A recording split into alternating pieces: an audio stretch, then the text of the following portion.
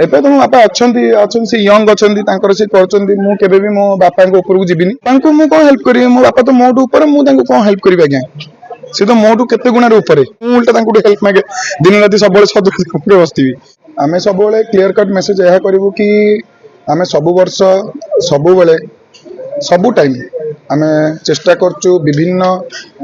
ଭଲ ଭଲ ଆର୍ଟିଷ୍ଟ ଆଉ ଭଲ ଭଲ ବହି ଫୋକସ୍ଡ ଉପରକୁ ଆମେ ଯାତ୍ରା ଆଣୁଛୁ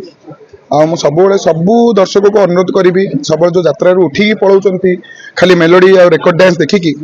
ସେ ଟିକେ ଦେଖିକି ବହିକୁ ଫୋକସ୍ କରିକି ଦେଖନ୍ତୁ ଆମେ କେମିତି ଆମର କୋଉ ମୋ ବାପା ହଉ କି ଡାଇରେକ୍ଟର ହୁଅନ୍ତୁ କି ରାଇଟର ହୁଅନ୍ତୁ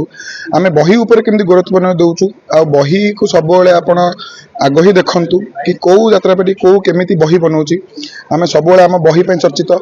ଆଉ ସବୁବେଳେ ଆମେ ଆଶା କରୁଛୁ କି ଆମେ ଆଗକୁ ବି ସବୁବେଳେ ଆପଣଙ୍କୁ ଭଲଠୁ ଭଲ ବହି ଆଣିକି ଦେଖେଇବୁ ଆଗାମୀ ବର୍ଷ ଭିତରେ ରଙ୍ଗମହଲ ପ୍ରତ୍ୟେକ ବର୍ଷ କିଛି ନା କିଛି ନୂତନତ୍ୱ ଆଣେ ଦର୍ଶକ ମାନେ ଯୋଉଟା ଚକିତ ହୁଅନ୍ତି ଯେମିତି ଲେଜର ଲାଇଟ୍ ଗୋଟେ ବର୍ଷ ଲଗେଇଲେ ପୁରା ଲେଜର ଲାଇଟ୍ ଯାତ୍ରା ଇଣ୍ଡଷ୍ଟ୍ରି ଚଳ ପିଲା ରଙ୍ଗମହଲରେ ଲେଜର ଲାଇଟ୍ ଲାଗିଛି ଚାଲୁ ଦେଖିବା ସେମିତି ଏ ବର୍ଷ କଣ ଅଛି 2025 ଏ ବର୍ଷ ଆମେ ମୋଷ୍ଟଲି ଭାବୁଛୁ ଟ୍ରାଏ କରୁଛୁ କି ଯାତ୍ରା ଭିତରେ କେମିତି ଲୋକ ଟିକେ କଂଜେଷ୍ଟେଡ ଭାବରେ ଯୋଉ ବସୁଛନ୍ତି କଂଜେଷ୍ଟେଡ ଭାବରେ ନ ବସିବେ ଆଉ ଟିକେ ହାଇଜେନିକ ଆମେ ମେଣ୍ଟେନ ରଖିବୁ ସବୁବେଳେ ଯେମିତି ସବୁ ଯାତ୍ରାରେ ସବୁବେଳେ ସବୁ ଲୋକ କହୁଛନ୍ତି ହାଇଜେନିକ ରହୁନି ହାଇଜେନିକ ମେଣ୍ଟେନ ନା କରିବୁ ଆଉ ତା ଉପରକୁ ଆମେ ଏ ବର୍ଷ ବେଶୀ ଫୋକସ କରୁଛୁ କି ଯେମିତି ହେଲେ ବି ସମସ୍ତେ ଯଦି ମାନେ ଏଜେଡ ଲୋକ ହୁଅନ୍ତୁ କି ଏଜେଡ ଲୋକ ନ ହୁଅନ୍ତୁ ସମସ୍ତେ ଫ୍ରି ରେ ଶାନ୍ତିରେ ବସିକି ଦେଖିପାରିବେ ଆଉ ବେଶୀ ତାଙ୍କୁ ଯେମିତି ଗରମ ନ ହବ ଭିତରେ କାରଣ ଯେହେତୁ ବହୁତ ଗରମ ଆମ ଓଡ଼ିଶା ଷ୍ଟେଟ୍ ଆମେ ଟ୍ରାଏ କରୁଛୁ କି ଆମ ଯାତ୍ରା ପାର୍ଟିରେ ଯେମିତି ଲୋକ ଆରାମସେ ବସିକି ଦେଖିବେ ଆପଣ ଯେତିକି ଟଙ୍କାରେ ଟିକେଟ୍ କିଣୁଛନ୍ତି ସେତିକି ଟଙ୍କାରେ ଆପଣଙ୍କୁ ମୂଲ୍ୟ ମିଳୁ ସେଇଟାକୁ ଆମ ସବୁବେଳେ ଏଇ ବର୍ଷ ଆମ ମେନ୍ ଫୋକସ୍ ରହୁଛି କେମିତି ଆମେ କେତେ କମ୍ଫର୍ଟେବଲି ଆମ ଲୋକ ଆଉ ସବୁ ଦର୍ଶକ ମାନେ ଶାନ୍ତିରେ ବସିକି ଯାତ୍ରାକୁ ଅନୁଭବ କରିପାରିବେ ରଙ୍ଗମହଲ ଥିଲାବେଳେ ଯେମିତି ଏସି ଚାମ୍ବର ହେଇଥିଲା ସେଇଭଳିଆ କିଛି ପ୍ଲାନିଂ ଅଛି କି ଏଇ ବର୍ଷ ଏସି ର କିଛି ପ୍ଲାନିଂ ରହୁନି କାରଣ ସେଇ ଯେତିକି ମୁଁ ଜାଣିଛି ସେଇଟା ସବୁ ମାଲିକ ସଂଘ ଉପରେ ଡିପେଣ୍ଡ କରୁଛି ଯେତିକି ସବୁ ମାଲିକ ବସିକି ଡିସାଇଡ୍ କରିବେ ସେଇଟା ହିଁ ତାଙ୍କର ସେୟା ହିଁ ଡିସିଜନ ନିଆ ହବ କିଛି କୋଉ ଯାତ୍ରା ବି ଏମିତି ନାହିଁ କି ମାଲିକ ସଂଘକୁ ଛାଡିକି ସେ ଅଲଗା କୋଉଠି ଯାଇକି ବନେଇଦେବେ ଏସି କାରଣ ସମସ୍ତେ ଆଫୋର୍ଡ କରିବା ବହୁତ କଷ୍ଟ ଯାତ୍ରାଟା ସମସ୍ତଙ୍କ ପାଇଁ ଚାଲିଛି ଯାତ୍ରାର ମୁଖ୍ୟ ଲୋକ ହେଲେ ଆମର ପ୍ରଯୋଜକ କେହି ଛୋଟ ନୁହଁ କେହି ବଡ ନୁହଁ ସମସ୍ତେ ଆମ ପାଇଁ ସମାନ ଆମେ ସମସ୍ତଙ୍କୁ ସବୁ ଟାଇପର ଇକ୍ୱାଲ ୱେରେ ଦେଖିବାକୁ ଚାହୁଁଛୁ ଯାତ୍ରା ରଙ୍ଗମହଲ ଏ ବର୍ଷର ଯୋଉ ନାଟକ ରଖିଛି ସେଭଳିଆ ବିଗତ ଦିନରେ ସୁନଫୋ ଟକା ଭଦ୍ରିକା ଟୋକା ବଡଦାଣ୍ଡର ଭିକାରୀ ଯୋଉ ଯୋଉ ନାଟକ ଗୁଡା ସଫଳତା ଦେଇଛି ଏଇ ବର୍ଷ ଭାବିଛନ୍ତି ନାଟକ ସେଇଭଳିଆ ଦର୍ଶକଙ୍କୁ ଆଜ୍ଞା ସେଇଟା ତ ମୁଁ କହିବିନି ସେଇଟା ଏଇ ବର୍ଷର ଆପଣ ଯେତେବେଳେ ଆମ ନାଟକ ଚାଲିବ ଏବେ ପୂଜା ପରଠୁ ଯେତେବେଳେ ଆମର ଆପଣ ନୂଆ ବହିଟା ଆମର ଦେଖିବେ କି ରିହର୍ସାଲ ବେଳେ ଯେତେବେଳେ ସବୁ କମିଟି ଆସିବେ ଆପଣ ତାକୁ ଗୋଟେ ଥର କମିଟିର ଯେତିକି ସବୁ ହେଡ୍ ଅଛନ୍ତି ପ୍ରେସିଡେଣ୍ଟ ଅଛନ୍ତି ତାଙ୍କୁ ପଚାରିଦେବେ ସିଏ ଆପଣଙ୍କୁ ଭଲ ରିଭ୍ୟୁ ଦେବେ ଆଉ ନର୍ମାଲ ଆମର ଯେତିକି ପବ୍ଲିକ ଅଛନ୍ତି ପବ୍ଲିକକୁ ପଚାରିବେ ପବ୍ଲିକ କହିବେ କି କୋଉ ଯାତ୍ରା ପାର୍ଟି କେମିତି ବହିରେ କରୁଛି ସମସ୍ତେ ଅଲଗା କୋଉଥିରେ କରୁଥିବେ ଆମେ ଆମ ବହିରେ ଦେଖେଇଦେବୁ ଆମେ ସବୁ ବର୍ଷ ଦେଖେଇଛୁ ଏଇ ବର୍ଷ ବି ଆମେ ବହିରେ ଦେଖେଇଦେବୁ ପ୍ରଯୋଜକ ସତ୍ୟ ଜେନା ଯେତେବେଳେ ସବୁ ଦାୟିତ୍ୱ ରଙ୍ଗମହଲର ପ୍ରତ୍ୟେକ ବର୍ଷ କିଛି ଦର୍ଶକଙ୍କୁ ଭେଟିଦେବେ ଆପଣ କୋଉ ଦିନ ଦାୟିତ୍ୱ ନେବେ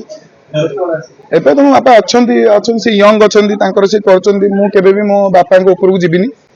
ତାଙ୍କୁ ଯେତେବେଳେ ସିଏ ଅନୁଭବ କରିବେ କି ନାଇଁ ମୁଁ ଏଇ ଲାଇନ ପାଇଁ ଯୋଗ୍ୟତା ହେଲିଣି ମୁଁ ସେବେ ସେଇଥିରେ ବସିବି ମୁଁ ସେତେବେଳେ ଆସିବି ଏବେ ତ ମୁଁ ବହୁତ ୟଙ୍ଗ ଅଛି ବାପା ବି ବହୁତ ୟଙ୍ଗ ଅଛନ୍ତି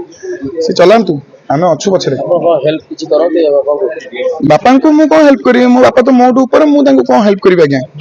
ସେ ତ ମୋଠୁ କେତେ ଗୁଣାରେ ଉପରେ ମୁଁ ତାଙ୍କ ଉପରକୁ ହେଇପାରିବିନି ମୁଁ ଉଲ୍ଟା ତାଙ୍କୁ ହେଲ୍ପ ମାଗେ ଦିନ ରାତି ସବୁବେଳେ ସଦରେ ବସିଥିବି ହେଲ୍ପ କର ମତେ ହେଲ୍ପ କର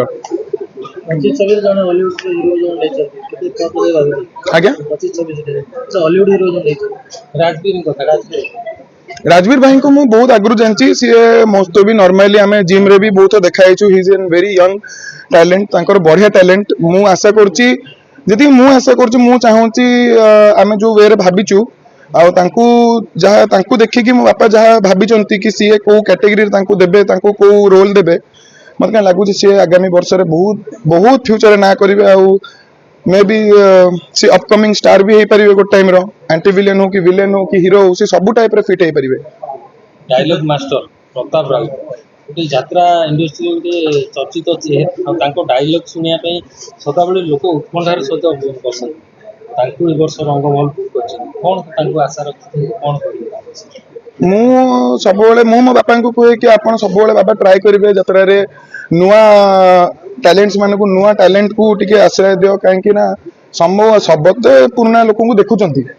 କାରଣ ସେମାନେ ତ ଅଲରେଡି ଚର୍ଚ୍ଚିତ ମାର୍କେଟରେ ଅଛନ୍ତି ଆମେ ଟ୍ରାଏ କରୁ ସବୁ ବର୍ଷ ନୂଆକୁ ଆଣିବାକୁ କିନ୍ତୁ ବହୁତ ପବ୍ଲିକ ଆଉ ଲୋକମାନେ ତ ବୁଝୁନାହାନ୍ତି ସେଇ ଜିନିଷଟା ସେମାନେ କହୁଛନ୍ତି କି ନାଇଁ ଆମକୁ ସବୁ ଆମ ଆଗାମୀ ଆର୍ଟିଷ୍ଟ ଯୋଉମାନେ ଥିଲେ ତାଙ୍କୁ ହିଁ ଆମେ ଦେଖିବାକୁ ଚାହୁଁଛୁ ପାର୍ଟିରେ ଭଲ ଭଲ ଆମକୁ ଦରକାର ଷ୍ଟାର ଦରକାର ତ ମୋର ପ୍ରତାପ ଭାଇଙ୍କଠୁ ବହୁତ ଆଶା ଅଛି ଏଇ ବର୍ଷ ଆଉ ସବୁ ବର୍ଷ ଭଳିଆ ସିଏ ଯେମିତି ଆଗ ପାର୍ଟିରେ ଯେମିତି କରିଥିଲେ ସିଏ ଆମ ଯାତ୍ରା ପାର୍ଟିରେ ଆସିଲା ପରଠୁ ସିଏ ବି ବହୁତ ଭଲ କରିବେ ମୁଁ ଜାଣିଛି ଆଉ ସିଏ ତାଙ୍କର ତ ସେ ତ ଡାଇଲଗରେ ସବୁଠୁ ସୁପରଷ୍ଟାର ଅଛନ୍ତି ଆଉ ମୁଁ ତାଙ୍କ ଉପରେ ଆଉ କଣ ଅଧିକା କହିବି ସେ ତ ଅଲରେଡି ତାଙ୍କର ଚର୍ଚ୍ଚିତରେ ଅଛନ୍ତି ମାର୍କେଟରେ ଆଉ ତାଙ୍କଠୁ ବହୁତ ଆଶା ଅଛି ଦେଖାଯାଉ ଭଗବାନଙ୍କ ଦୟାରୁ ସିଏ ଭଲ କରନ୍ତୁ। ରଙ୍ଗମହଲ ପରିବାର ତରଫରୁ 2025-26 ସାରା ଓଡିଶା ଦର୍ଶକ ମାନଙ୍କୁ କଣ ମେସେଜ ଦେବେ? ଆସନ୍ତୁ ଦେଖନ୍ତୁ ଆମର ତ ଗୋଟେ ଅଛି ରଙ୍ଗମହଲ ରଙ୍ଗର ମହଲ ଆସନ୍ତୁ ଦେଖିବା ରଙ୍ଗୀନ ସ୍ୱପ୍ନ ଦେଖିବା ଆପଣ ଆସନ୍ତୁ ଦେଖନ୍ତୁ ରଙ୍ଗୀନ ସ୍ୱପ୍ନ ଆମର ଦେଖନ୍ତୁ ଆପଣ ବହି ଦେଖନ୍ତୁ ବହି ଏନ୍ଜୟ କରନ୍ତୁ